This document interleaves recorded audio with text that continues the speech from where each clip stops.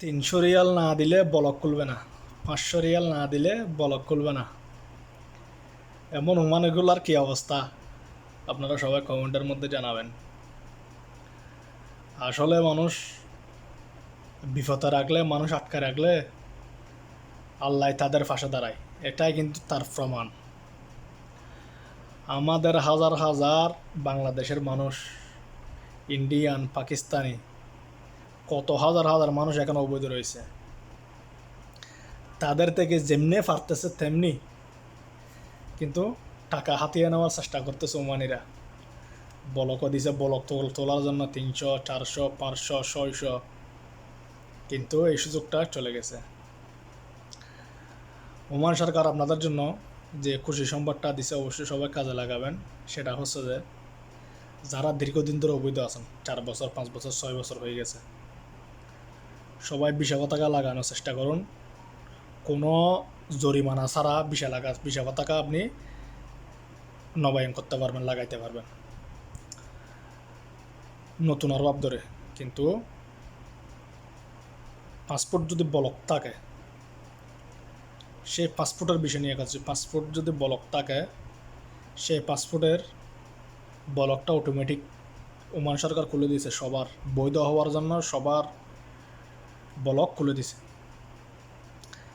যারা অবৈধ আছেন সুযোগটি কাজে লাগাই ফেলুন, কোনো সমস্যা নাই। আপনারা ভালো অভাব দেখে ভিসা পতাকা নবায়ন করতে পারবেন। পাসপোর্টে ব্লক থাকলেও লাগাইতে পারবেন, ব্লক না থাকলে ভিসা লাগাতে পারবেন, কোনো সমস্যা নেই। আপনারা অবৈধ থেকে ওমানের মধ্যে কোনো লাভ নেই। কি জন্য? আপনি যদি মারা যান ওমানের মধ্যে, আপনাকে বাংলাদেশে ফাটাতে কিন্তু অনেক কষ্ট। এটা আপনার বুঝতে হবে।